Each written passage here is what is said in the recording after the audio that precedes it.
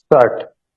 Hello. Mic check 1 2 3 4। Hello, mic check. नमस्ते दोस्तों, मेरा नाम श्रीधर, मैं एक शराबी हूँ। Hi everybody. आज शराब नहीं पिया हूँ, ईश्वर की कृपा से और अल्कोहलिक्स अनोनिमस की मदद से। आज की तारीख है 11 दिसंबर 2024। आज का विषय है doctor Bob and good old timers. और प्रसंग है नागपुर के परिवर्तन समूह की ऑनलाइन मीटिंग में ने मुझे ये विषय पर बात करने के लिए इजाजत दी, इसीलिए उनका मैं आभारी हूँ। अब ये 5वां हफ्ता है। पिछले हफ्ते चौथा 4 हो गया था, लेकिन पिछले हफ्ते में डांडी मारा था इसलिए कि मैं गया था गुजरात कन्वेंशन। 5 6 7 8 ऐसा कुछ तो था। लेकिन जिस दिन गाड़ी में बैठना था रात को, क्या 10:30 बजे 11 बजे, उसी दिन रिकॉर्डिंग था, तो मैं बोला दोनों चीजें नहीं हो सकती, इसके लिए मैं पिछले हफ्ते नहीं किया। लेकिन उसके पिछले हफ्ते जब हमने चौथा पार्ट देखा था doctor Bob and good timer का, उसमें हमने देखा था सिस्टर इग्नेशिया के बारे में, जो डॉक्टर बॉब के साथ में काम करती थी और कई लोगों को उन्होंने मैसेज दिया, उनकी सेवा करने का मौका दिया। और लोग बाद में उनको आके मिलती थी, सिस्टर मैं ऐसे ऐसे सोबर हूँ वगैरह वगैरह। तो वो सिस्टर उनको मजाक में बोलती थी, ए भाई संभाल के रहे ना, वापस पीना नहीं, पीने के पहले मेरा टोकन वापस देना, और याद रखना तेरे नाप का लहंगा यहाँ पे तैयार है। अब तेरे को वापस एडमिट करना पड़ेगा, तो हमारे पास तेरे माप का लहंगा तैयार है, ऐसे मजाक में बोलती थी। तो ऐसी थी सिस्टर इग्नेशिया। बाद में क्लेवलैंड ग्रुप में कैसी ग्रोथ हुई उसके बारे में हमने पिछले हफ्ते बात किया था। एक्रोन ग्रुप का स्प्लिट हुआ, मतलब डॉक्टर बॉब का जो एक्रोन ग्रुप था वो काफी दिन तक ऑक्सफोर्ड ग्रुप के साथ में था, उसका डिवीजन हो गया। और डॉक्टर बॉब क्या क्या बोलते थे उसके बारे में हमने देखा। और अल्कोहलिक्स अनोनिमस की जो सभासदों की घर वाले लोग थे, या विशेष करके मिसेस जो थी, वाइफ जो थी, उसके बारे में हमने देखा। तो आज हम देखने वाले 5वें सप्ताह में चैप्टर नंबर 19 to 23। 19 शुरू होता है ओरिजिनल यूएस प्रिंट किताब में पेज नंबर 239।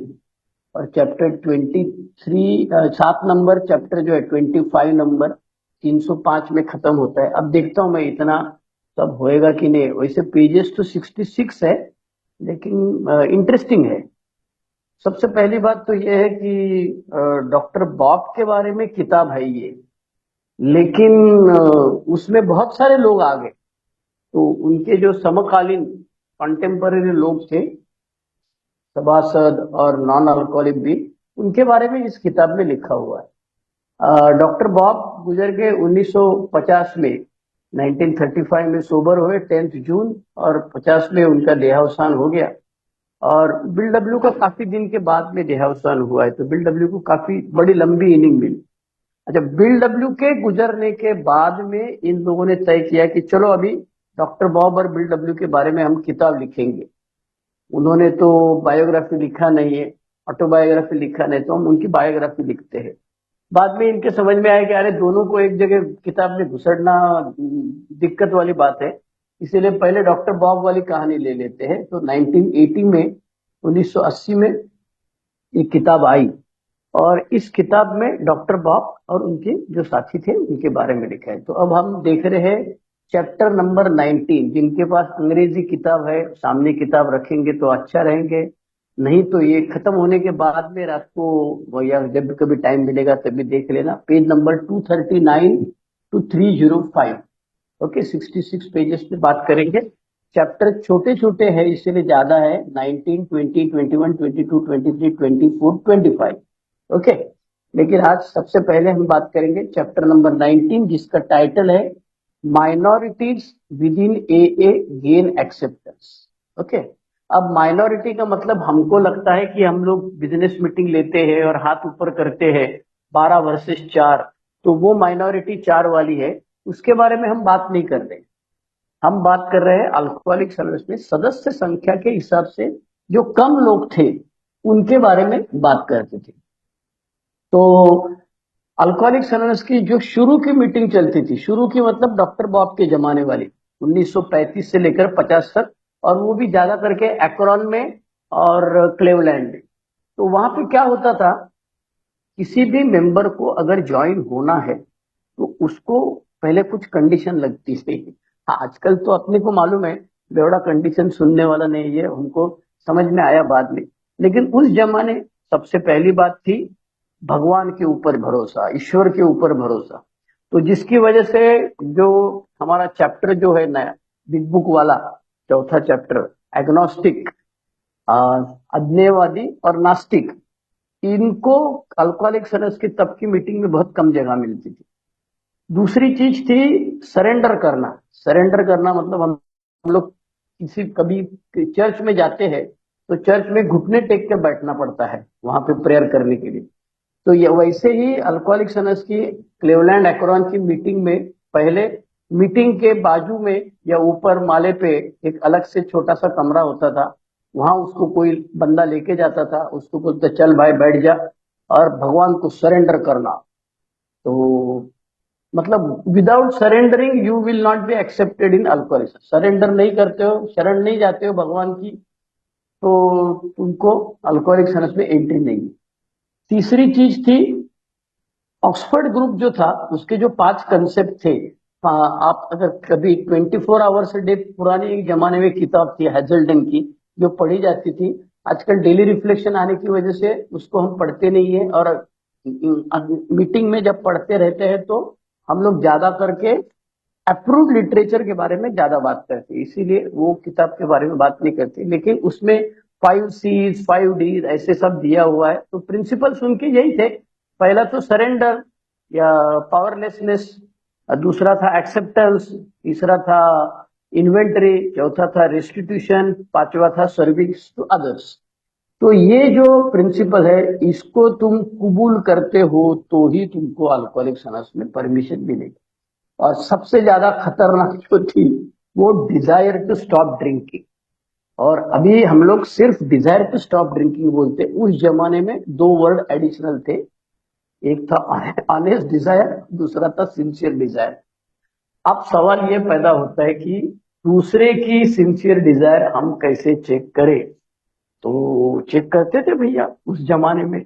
उस जमाने सूंघते थे लोग तो उनको स्निफर्स बोलते थे मतलब जो नया बंदा आया हमको ज्वाइन करवा के ले लो बोलते थे, तो उसको पहले है कि नहीं, उसकी इच्छा है कि नहीं, ये सब चेक कर लेते थे, बराबर है। और सूंघते थे, स्निफ करते थे, ये पी के आया है कि भाई, ये कितना पी के आया है, इतना, ये सब था। तो ये सब कंडीशंस होने के बावजूद अल्कोहलिक्स एनोनिमस में उस जमाने में बहुत लोग आए। ऑफ कोर्स बाद में 1944 के बाद में बिल डब्ल्यू ने 12 पॉइंट्स फॉर एज फ्यूचर लिखे, फिर 1950 और 55 के कन्वेंशन में हमने एक्सेप्ट किया 12 ट्रेडिशन को, और फिर उसके हिसाब से हमने ये सब कंडीशंस निकाल दिया। बिलीफ इन गॉड, नहीं भाई भगवान के ऊपर भरोसा नहीं रहेगा तो भी चलेगा। मेकिंग सरेंडर, जब मांगता है तब मीटिंग में आ, पी के आ, नहीं पी के आ, खड़ा रहना बैठना, जो कर रहा है रोना, जो करना है करो, सरेंडर विरेंडर का चक्कर बंद हो गया। तीसरा ऑक्सफोर्ड ग्रुप का प्रिंसिपल्स का नाम ही नहीं है, और अपना तो जो 12 कदम है, तो आएगा तो पहले दिन हम लोग को बोलते बोलते नहीं है 12 कदम करेगा कि नहीं करेगा, भाई आप बोल देना, नहीं तो इधर अलाउड नहीं है, ऐसा तो चलता नहीं। और चौथा जो इसमें जो बताया गया डिजायर टू स्टॉप ड्रिंकिंग, वो भी तो आजकल आओ जाओ घर तुम्हारा कर दिया है बिल डब्ल्यू ने, क्योंकि उसको मालूम है, डॉक्टर बॉब और बिल डब्ल्यू को मालूम था बेवड़ा किसी की सुनने वाला नहीं है। वो बिलीजरेंट कहा गया अंग्रेजी में। बिलीजरेंट का मतलब क्या भाई, हिंदी में कोई बोलेगा? BELLI, बिलीजरेंट, इसका मतलब क्या? हिंदी में क्या बोलते हैं बिलीजरेंट को? कोई बोलेगा तो बोल देना भाई, टाइप करना है टाइप करना। तो जो किसी को सुनता नहीं, अपनी चलाता है, झगड़ालू आदमी, वो बिलीजरेंट बोला है बिल डब्ल्यू ने, डॉक्टर बॉब। तो अब इस चैप्टर में इन्होंने इसके अलावा बताया है माइनॉरिटीज। अब 7 तरह की माइनॉरिटीज थी अल्कोहलिक्स एनोनिमस में उस जमाने में, जिनको आने को मना थी। लेकिन कुछ दिन के बाद में अल्कोहलिक्स एनोनिमस के पुराने सदस्य जो थे, या तत्कालीन सदस्य थे उनके अंदर बदलाव आया और ये सब माइनॉरिटी वाले छोटे छोटे ग्रुप वाले लोग जो थे वो अंदर आए। सबसे पहला था ड्रंक, मतलब जो वापस पिया वो, बराबर है। तो उसमें प्रॉब्लम ये थी कि रूल बनाए थे ये लोगों ने कि ऐसा करेगा फिर से पिएगा तो अलाउड नहीं है, ये है वो है। अच्छा, हॉस्पिटल में तो अलाउड ही नहीं होता था तभी, वापस पिएगा तो भगा देते थे, चल भाग तू, अभी तू, तेरे को मालूम है सब क्या कर लेगा, वापस जाना। स्लिप वाला मेंबर को अलाउड नहीं था। तो ये स्लिप होने वाली माइनॉरिटी जो है उनको उस जमाने में बहुत कठिनाइयां होती थी, लेकिन डॉक्टर बॉब और बिल डब्ल्यू दोनों ने प्रयास करके लोगों को समझा बुझा के उसमें एक और मजा गम्मत ये थी कि जो लोग बोलते थे कि जो वापस पिएगा उसको अलाउड नहीं है, ऐसा वैसा चक्कर कर रूल बनाते थे, रूल 62 करके कहा गया है अपना ट्रेडिशन में। तो उनमें से कोई आदमी बिलीजरेंट मतलब लड़ाकू, yes thank you very much Gurujeet, thank you very much. तो वो लड़ाकू जो था होता था तो वो सुनता नहीं था, तो इसीलिए जो वापस पीते थे उनको अलाउड नहीं था। लेकिन ये माइनॉरिटी जो थी वापस पीने वाले, अब तब क्या था, तब हाई बॉटम वाला कोई आता ही नहीं था, तभी जमाने में सब रॉक बॉटम वाले ही आते थे अल्कोहलिक सनस में।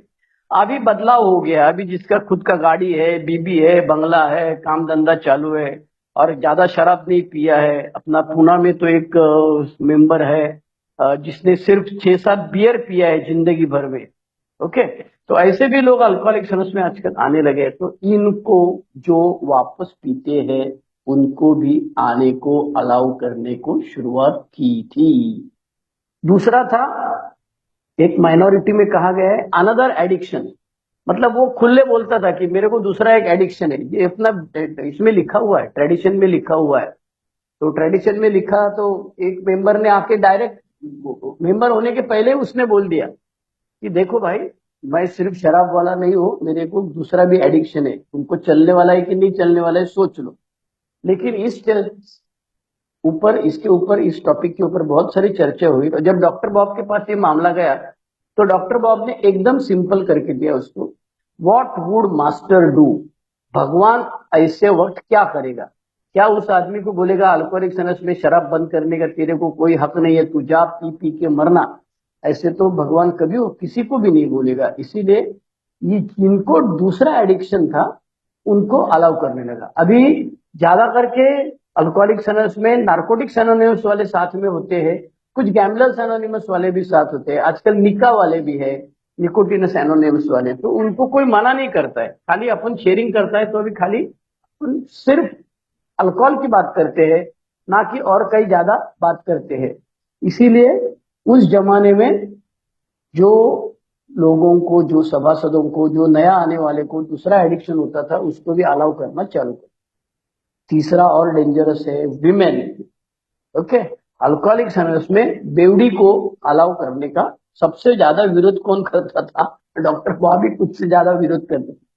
उनका एक फिलॉसफी था शुरू शुरू में, उनका कहना था कि ज्यादा करके औरतें निम्फोमैनिक होती है, बराबर है, उनको सेक्स का ज्यादा अट्रैक्शन होता है और इसीलिए अल्कोहलिक सनस में आने के बाद में वो इधर उधर देखती रहेगी और किसी को पटाएगी, ऐसा डॉक्टर बॉब को लगता था। लेकिन डॉक्टर बॉब की जो मिसेस थी एनी, उन्होंने उनको बताया कि भाई क्यों ऐसा तुम मना कर रहे हो, वो बेवड़ी है, खुद बोलती है कि आई एम एन अल्कोहलिक, तो why don't you allow her to attend the meeting and be a member. नहीं तो शुरू में लेडीज को अलाउड ही नहीं था, मतलब जेंट्स की वाइफ जो रहेगी जिसको बाद में हम लोग एलानॉन बोलते हैं उनको अलाउड था साथ में बैठने का वगैरह। लेकिन उनको डर था कि ये लेडी अल्कोहलिक आएगी तो फिर मेरे हस्बैंड उसके पीछे जाएगा, उसका कैरेक्टर ठीक नहीं रहेगा, ऐसा वैसा। लेकिन एनी के बोलने के बाद में अल्कोहलिक्स एनोनिमस में डॉक्टर बॉब ने लेडीज ए मेंबर को अलाउ करना शुरू कर दिया। लेकिन उन्होंने और एक कंडीशन डाली थी जो आज भी चलती है, वो ये है कि लेडी लेडी को स्पॉन्सर लेगी और जेंट्स जेंट्स को स्पॉन्सर लेगा। उसकी वजह है, एक बार एक आदमी बंदा गया लेडी को 12 स्टेप करने को, और वो आदमी, वो लेडीज थी, उसका हस्बैंड भी था, और हस्बैंड को ऐसा लगने लगा कि साला इनका कुछ तो चक्कर है, इसीलिए ये दोनों मिलके कुछ तो कर रहे हैं। इसीलिए उसने डायरेक्ट ठोक दिया। किसको ठोक दिया? ए मेंबर जो मैसेज देने गया था उसको ठोक दिया। और तब से ये कंडीशन अल्कोहलिक सनस में है, जिसको इन लोगों ने बोला है कि अपने आप का प्रोटेक्शन करना है। ओके, इसीलिए ये तब से ये प्रोसीजर आया है। अपना इसमें भी लिखा है स्पॉन्सरशिप पम्पलेट जो है, 12 रुपए का पम्पलेट है, जिनके पास है उन्होंने जरूर देखिए। हिंदी में मराठी में ट्रांसलेशन हुआ है उसका, जरूर देखिए। तो ये हो गया, पहला हो गया ड्रंक, वापस पीने गए। दूसरे हो गए अदर एडिक्शन। तीसरे हो गई औरतें अल्कोहलिक सनस में। चौथा है ब्लैक। ओके, अब उस जमाने में 1935, आज की तो बात अलग है। उस जमाने में ब्लैक के लिए वैसे भी सोशल कंडीशंस भी अलग थी, लेकिन इसमें अभी एक गम्मत ऐसा हुआ था इसमें कि एक ब्लैक आदमी जो है, जो ड्राइवर था, वो ड्राइवर जो था उसको अल्कोहलिक सनस में ये लोगों ने अलाउ कर दिया आने को। ओके, सब गोरे थे, वो अकेला ही काला था। मैं फ्रांस में मीटिंग में गया हूँ, तो फ्रांस की मीटिंग में देखा काला वाला बंदे को एक आध दो ही रहता है, और उसकी तरफ ज्यादा लोग ध्यान नहीं देते हैं उसको। वो खाने वाला जो मिलेगा, उनके यहाँ कैसे है, केक वगैरह, केक कॉफी चॉकलेट सब घूमते रहते हैं पूरी मीटिंग में, ये ब्रेक में चालू रहता है। तो ये दनादन खाते रहते हैं। इसके लिए ब्लैक आदमी की तरफ उनका देखने का नजरिया सामाजिक दृष्टि से अलग होता था, लेकिन अब आहिस्ता आहिस्ता इसमें बदलाव हो गया। और ये जो ड्राइवर बंदा था, काला ब्लैक वाला, तो वो सोबर हो गया, और कुछ दिन के बाद में उसकी बड़ी गाड़ी में बैठ के उसका गोरा साहब अल्कोहलिक सनस की पहली मीटिंग में आया। मतलब ब्लैक आदमी ने गोरे आदमी को, काले ने गोरे को मैसेज दे दिया, तो काला गोरा भेद जो है मेंबरशिप में, वो सब खत्म हो गया। बाद में और एक मेजोरिटी माइनॉरिटी थी, उसका बोलते हैं स्किड रो। स्किड रो मतलब जो रोड पे रहते हैं। मैंने बहुत देखा, फ्रांस में देखा, बाद में स्विट्जरलैंड में देखा, इटली में गया था उधर देखा, जर्मनी में भी देखा।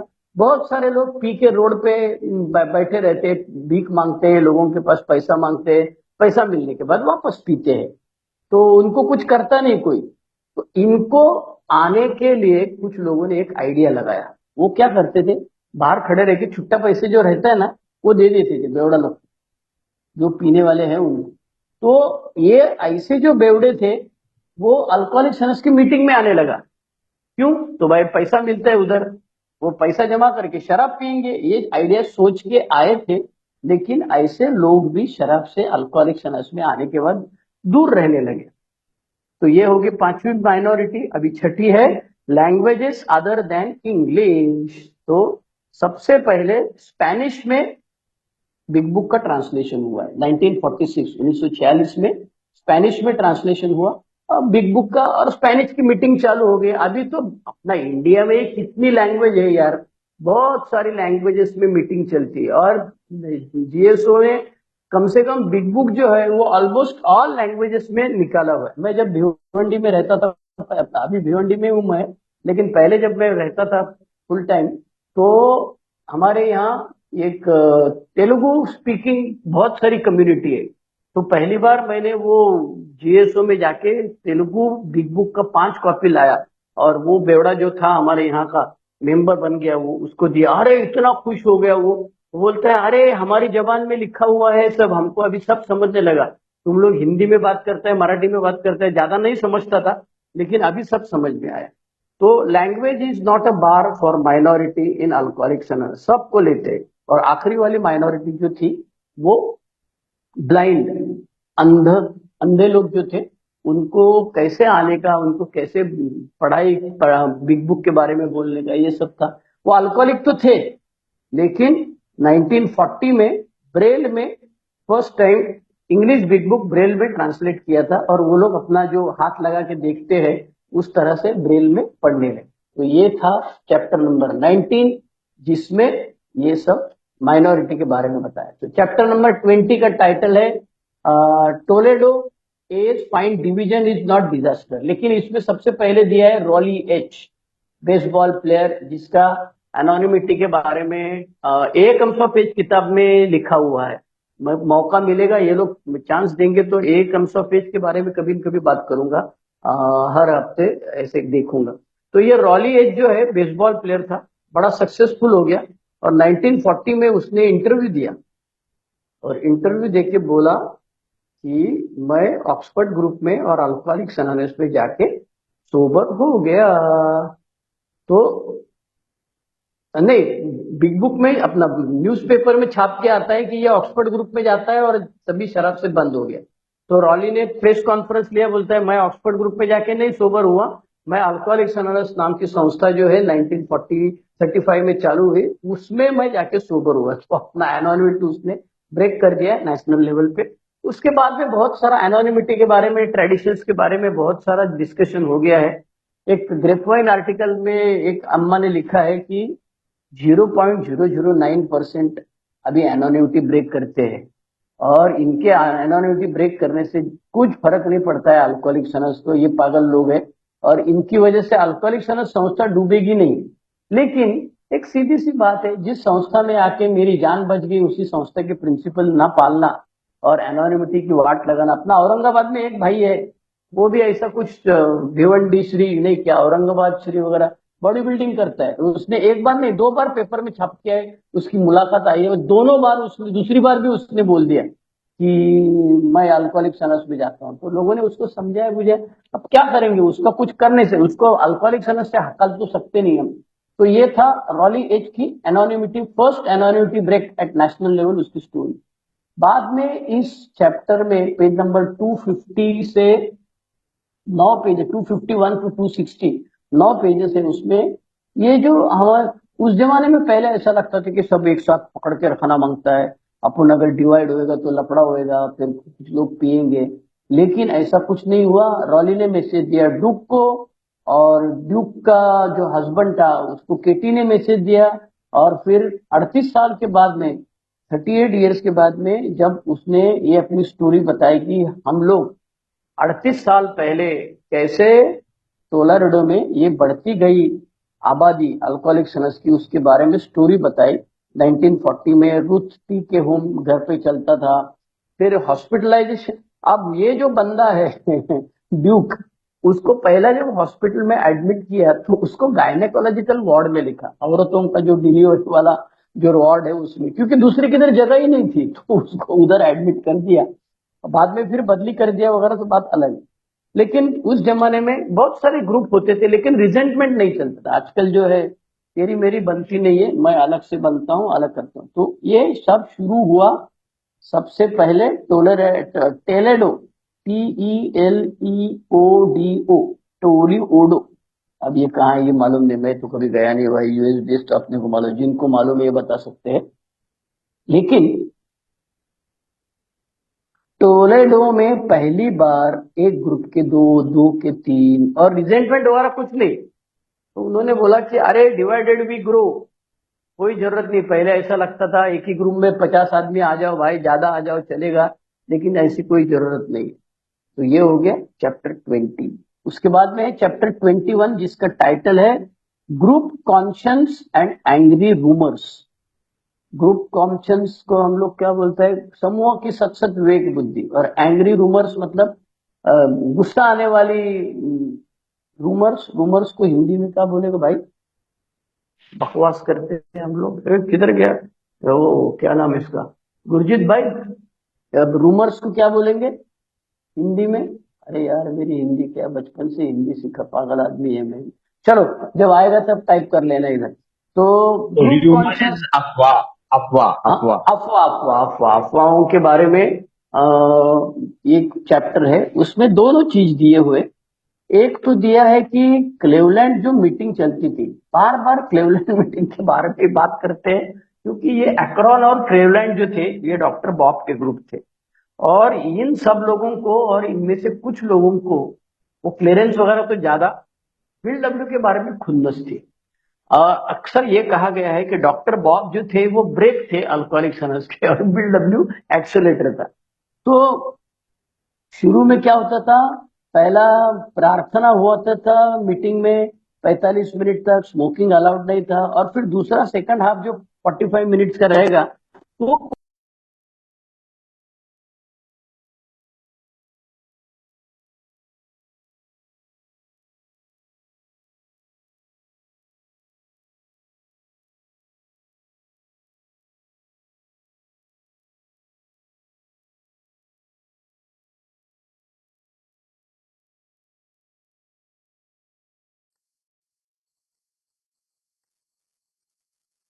प्रकाश भाई, आपकी आवाज नहीं आ रही है स्पीकर पे। ये मीटिंग से रिमूव हो गए। एक मिनट। रिकॉर्डिंग पॉज कर दो आप।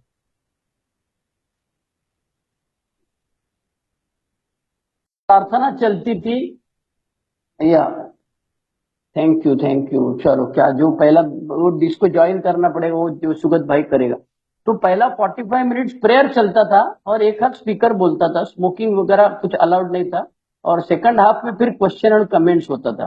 टोटल 1.5 घंटे की मीटिंग होती थी। लेकिन आजकल जैसे हर स्पीकर के बाद में चेयरमैन बोलता है 5 मिनट, वैसे नहीं चलता था तभी। तो जिसको बोला जाएगा उतना ही बोलता था, और चेयरमैन पक पक पक पक नहीं करता था बीच में हर शेयरिंग के बाद। तो उस जमाने में अगर कोई डायरेक्ट मीटिंग को तो अलाउड ही नहीं था। पहले हॉस्पिटल सोबर होने का और बाद में ये सब करने का। ओके। तो अगर समझो कोई पी के आता है तो क्या करते थे, 3-4 आदमी उसको पकड़ के बाहर लेके जाते हैं और बाहर जाके उसके साथ बात करते बैठते थे। तो ये उस जमाने की मीटिंग ऐसी थी और एनोनिमिटी की ट्रेडिशन थी। लेकिन डॉक्टर बॉब बार बार कहते थे कि अरे भाई, इतनी भी एनोनिमिटी मत रखो कि एक दूसरे को मालूम नहीं तुम्हारा नाम क्या है, तुम्हारा गांव क्या है, तुम्हारा सरनेम क्या है, तुम क्या करता है, इतना एक दूसरे के साथ तो एनोनिमिटी मत रखो। हाँ, शुरू शुरू में नया बंदा आता है तो उसको हम लोग सब पूरा सरनेम वगैरह नहीं बोलते हैं। लेकिन अगर हम लोग एक दूसरे को कई साल से जानते हैं फिर भी मेरा सरनेम तुमको मालूम नहीं, मैं क्या करता हूँ, कॉन्फिडेंशियलिटी के नाम पे हम लोग कई सारे लोग देते इसे पकड़ते हैं। लेकिन अल्कोहलिक्स एनोनिमस के बारे में सबको मालूम होना चाहिए, अपनी एनोनिमिटी रखना। अब इसमें और एक गड़बड़ ऐसी हुई थी कि ये जो अफवाहों का बाजार था वो गर्म। मैंने जैसे पहले बताया कि ये न्यूयॉर्क वाले बंदे जो थे, मतलब बिल डब्ल्यू वाले, उनके ऊपर ये सब क्लेरेंस और एक्रोन वालों को खुन्नस थी। अब कई कुछ दिन के बाद में इन्होंने क्या किया, ये डॉक्टर बॉब और बिल डब्ल्यू को रॉयल्टी देना शुरू कर दिया, ऐसी बोमा बोम हो गई। और बोला कि 1941 में ये दोनों को $64,000 मिल गया है।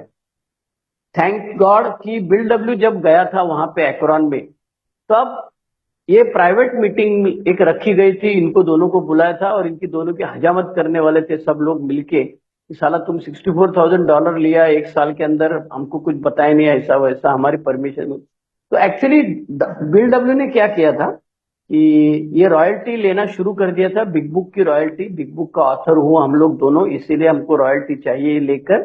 तो एक्रोन में किसी को बताने की जिम्मेदारी डॉक्टर बॉब के ऊपर थी। लेकिन डॉक्टर बॉब शांत आदमी होने की वजह से उन्होंने कुछ बताया नहीं, या जिनको बताया था उन्होंने कुछ किया नहीं। लेकिन बिल डब्ल्यू के बारे में सबको मालूम था न्यूयॉर्क में।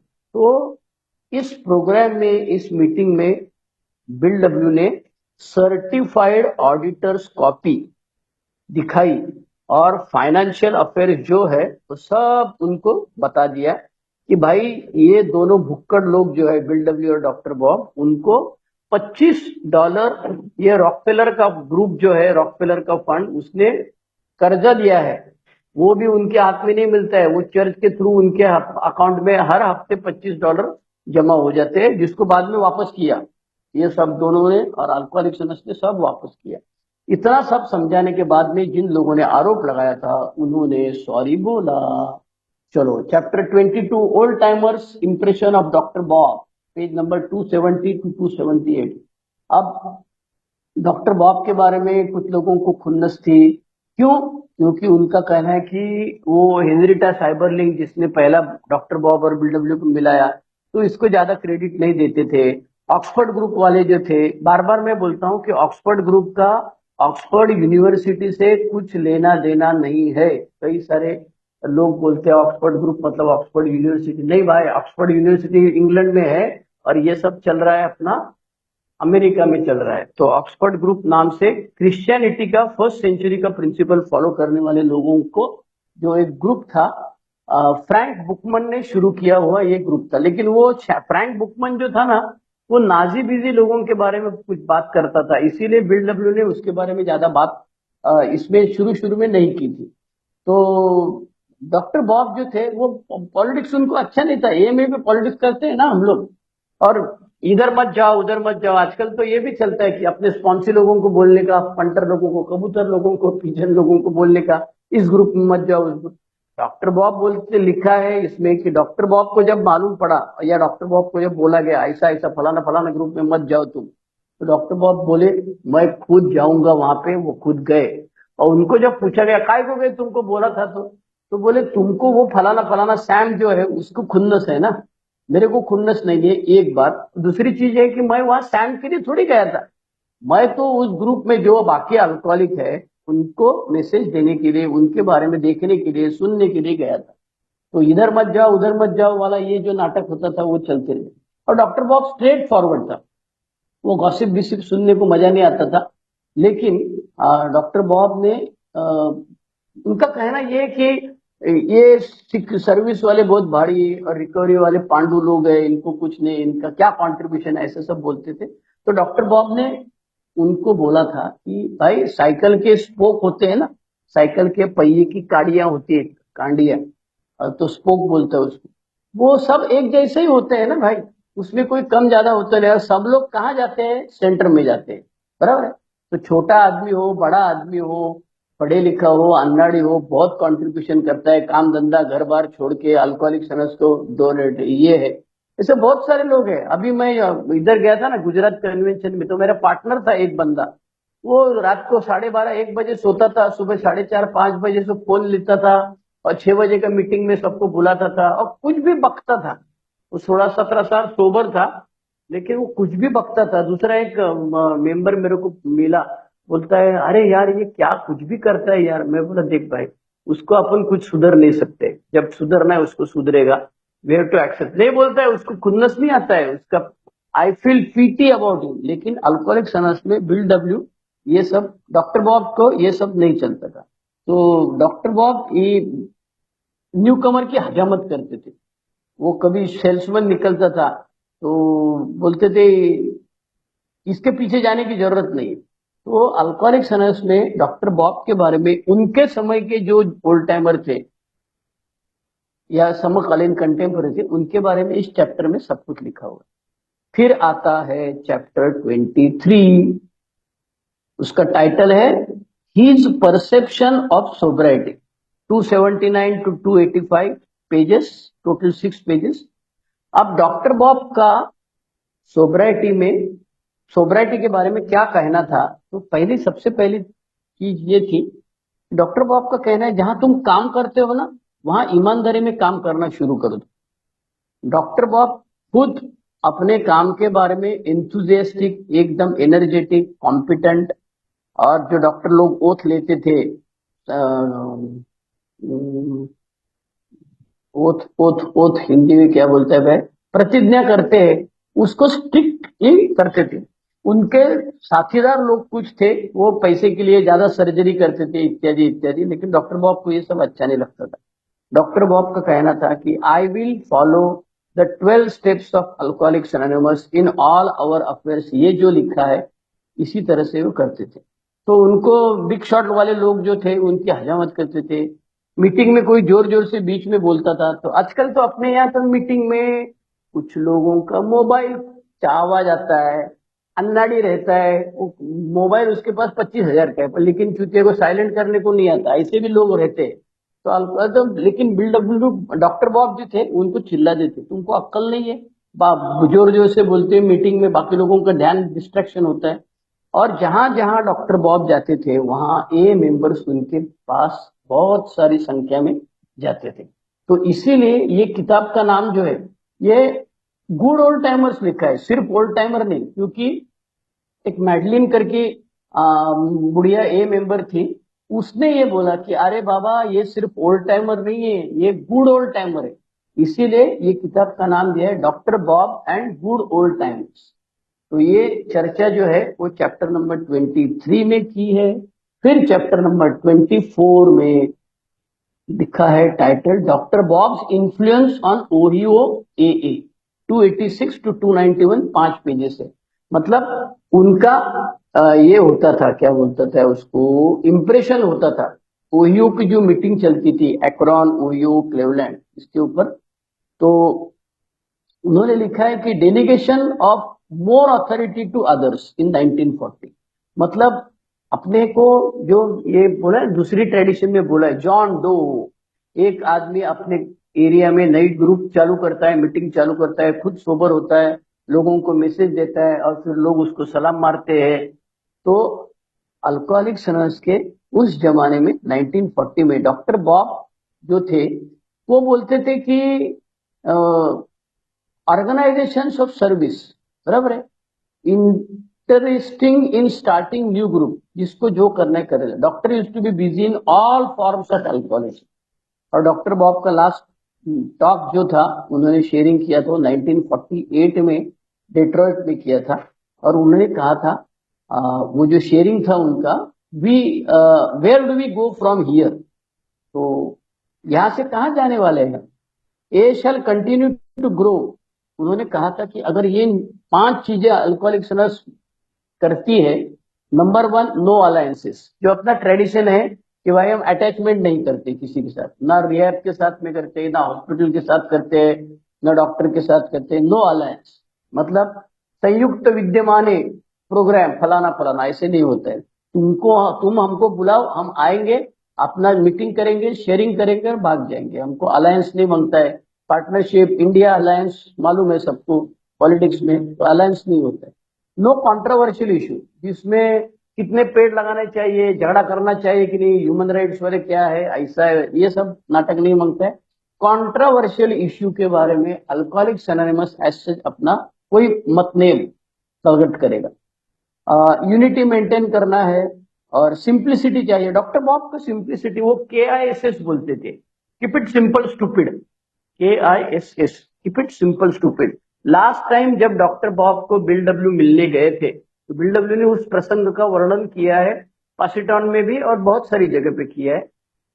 उसने लिखता है कि डॉक्टर बॉब ने उनको कहा, वो परमिशन लेने गए थे डॉक्टर बॉब के पास जनरल सर्विस ऑफिस बनाने के लिए, बाकी लोग मना कर रहे थे और डॉक्टर बॉब की परमिशन चाहिए थी। तो उन्होंने कहा bill let us keep it simple. तब से ही KISS, keep it simple stupid, ये जो स्लोगन है इसके बारे में ये। और दूसरी आखिरी चीज बोला कि our job is to get and stay sober and help less fortunate brothers. Okay, तो अपना काम सर पे लेके अपने में दूसरे को सोबर करने की हिम्मत नहीं है भाई।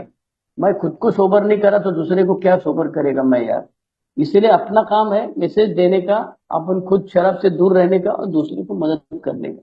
तो डॉक्टर स्टीयरिंग कमेटी में होते थे, फर्स्ट मंडे में एवरी मंथ बिजनेस मीटिंग चालू होती थी, मारामारी चलती थी, लेकिन डॉक्टर बॉब उनको रोकता था और स्लिप होने वालों को, स्लिप मेंबर को गाली देते थे, वैली वगैरह सब थे। लेकिन वो वैली डॉक्टर बॉब का ही पिजन था, डॉक्टर बॉब का राइट हैंड था, वो स्लिप मेंबर को गाली देता था, लेकिन अनफॉर्चुनेटली वो खुद ही एक दिन स्लिप हो गए।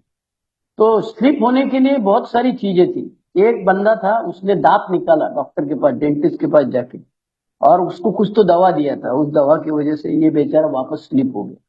बाद में एक जुड़ करके ए मेंबर था, 30 साल सोबर था, उसको रॉक ऑफ जिब्राल्टर बोलते थे। जिब्राल्टर का पत्थर जैसा है एकदम, रॉक ऑफ जिब्राल्टर वैसे।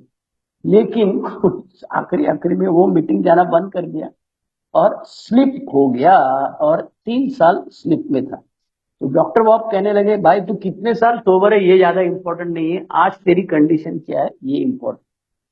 अच्छा, अभी आया चैप्टर नंबर 25, आज का आखिरी चैप्टर, आज का आखिरी चैप्टर है ना भाई, हाँ आज का आखिरी chapter, personal sidelines, personal sidelines on his sober years 292 to 305, 13 pages है।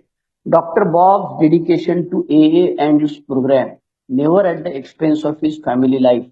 Rather it was an enrichment. मतलब अपना फैमिली को टाइम देने का छोड़ के डॉक्टर बॉब कभी भी अल्कोहलिक्स अनोनिमस काम करने नहीं जाते थे। हम लोग ने एक चेंबूर में एक मेंबर था, 25 साल सोबर था, उसका बर्थडे में अपने औरत को शेयरिंग करने के लिए दिया। उसने इसकी ऐसी हजामत की, ये गधे ने क्या किया है, सब बच्चों को तो मैंने बाल के पाल पोस के बड़ा किया है, ये तो खाली 12 स्टेपिंग करने को जाता था। मेरे बच्चे को बुखार होता था, मैं बोलती थी अरे इसको डॉक्टर के पास लेके जा, तो बोलता नहीं तू डॉक्टर के पास लेके जा, मेरा 12 स्टेपिंग करना है, ऐसा वैसा। तो डॉक्टर बॉब ने कहा जिंदगी भर, और उसके हिसाब से उन्होंने बर्ताव भी किया कि फैमिली फर्स्ट, बाद में अल्कोहलिक्स एनोनिमस या जो भी करना है वो। और doctor Bob and any share the Joy of parenthood, sorrow and companionship of friends. उनको मजा आता था दोनों को, मियाँ बीबी को। लेकिन उनका रूटीन क्या था, हॉस्पिटल में जाना, ऑफिस में जाना, क्लब में जाना, लंच सिटी में जाना। बहुत सारे उनके दोस्त थे, और दोपहर को वो नैन्सी वेट्रेस करके थी, उसके पास पत्ते करने को जाने का। पत्ते खेलते थे डॉक्टर बॉब, वो अल्कोहल गैम्बलर नहीं थे हाँ, लेकिन ये करते थे, जोक मारते थे, ज्यादा करके वो गुस्सा नहीं होते थे ए मेंबर के साथ, लेकिन वो जुआ कभी नहीं खेलते थे। आजकल हम लोग बहुत बार सुनते हैं कि इधर जाते हैं ग्रुप में और जाते समय ट्रेन में जुआ खेलते वगैरह वगैरह, ये बिल्कुल नहीं करते थे डॉक्टर बॉब। वो नॉन अल्कोहलिक लोगों के साथ में जुआ खेलने के लिए जाते थे, और पैसा लगा के तो ए मेंबर के साथ कभी भी नहीं गए। उनके पुराने दोस्त थे जो शराब पीने की वजह से दूर हो गए थे, फिलिप और ये सब, अरे उसके साथ जाते डॉक्टर ना बहुत गटर लैंग्वेज यूज करती थी। एनी बोलती थी अरे यार ये कैसा आदमी है, कभी कभी आयानी उसको बोलती थी क्या बात करते थे। लेकिन वो जिसका उसका पुराने दोस्त थे फिलिप वगैरह, उनकी स्टोरी भी है कई इसमें, तो उनके साथ जाते थे तो वो एक तो रेस्टलेस होते थे और बहुत गंदी गंदी गटर लैंग्वेज की बात करते थे। लेकिन डॉक्टर बॉब के बारे में ऐसा था कि अनेक असंख्य बहुत सारे लोग उनके घर पे आते थे और उनके पास कृतज्ञता व्यक्त करते थे, ग्रेटिट्यूड करते थे, गेट टुगेदर में जाते थे। वर्मोंट उनका गांव था, वहां पे साल में एक बार जाते थे, जोक मारते थे। और डॉक्टर तो पीछे के दरवाजे के थे ना, तो प्रोक्टोलॉजिस्ट थे वो। तो प्रोक्टोलॉजिस्ट थे, इसके लिए वो क्या क्या बोलते, उनकी बेटे का नाम स्मिटी था, उसकी बहू थी, उसका लड़का लड़की थी, और खुद की लड़की थी, और उसके बहू का बाप जो था ससुर जी था, वो भी ए में आके सोबर हो गया। तो अल्कोहलिक्स एनोनिमस में आने के बाद में भी डॉक्टर बॉब ने अपना घर द्वार सब कुछ ठीक तरह से रखा। तो आज हमने 7 चैप्टर देखे। 19 में देखा माइनॉरिटी ब्लैक वगैरह, 20 में देखा टोलेडो में डिवीजन होने से कुछ नहीं होता है, रॉली एज का एनोनिमिटी देखा। 21 में देखा एंग्री रूमर्स, पैसा खाया भाई डॉक्टर बॉब और बिल डब्ल्यू ने। बाद में 22 में old impressions, old timers impression of doctor Bob, उनके साथीदार क्या बोलते थे। 23 में his perception of sobriety, sobriety का मतलब क्या, डॉक्टर बॉब का क्या मतलब था। 24 में हमने देखा doctor Bob's influence on Ohio. और आखिरी वाला personal side lights off his sober years, तो घर में लड़का बहू इनके साथ में ज्यादा वक्त वो देते थे। तो आज हम आए हैं चैप्टर नंबर 25, पेज नंबर 305 तक। अगली बार हम देखेंगे चैप्टर 26, 27, 28, 29, और आखिरी बात होने की वजह से हम लोग ज्यादा बात करेंगे। आखिरी 6th एपिसोड जो है, ये जो doctor Bob and good old timer मैंने जो शेयर किया है, ये 2-3 बार शेयर किया है, ऐसा ही 6 हफ्ते में। और भारी पड़ता है, 6 हफ्ता कंटिन्यूस जाना भारी पड़ता है। लोग तो खुजली करते रहते हैं, उसका कोई इलाज नहीं, बोलते अरे क्या हुआ, शेयर करता है तो उसको खुजली है, बड़प्पन है, आत्म प्रौढ़ी है, तो लोग तो बोलते ही रहेंगे, उसका कोई इलाज नहीं है। इसीलिए आज की तारीख है 11 दिसंबर 2024, रात के 10:15 बज गए हैं। परिवर्तन समूह नागपुर ने ऑनलाइन मीटिंग में मुझे शेयर करने का मौका दिया, इसके लिए मैं आभारी हूँ। और अगले हफ्ते फिर मिलेंगे, छठा पार्ट जो है उसके लिए। अभी रिकॉर्डिंग बंद कर सकते हैं और बाद में कुछ सवाल पूछना है तो पूछ सकते हैं, नई सवाल है तो रेगुलर मीटिंग कंडक्ट कर सकते हैं। Thank you, bye bye, good night, one day at a time, over.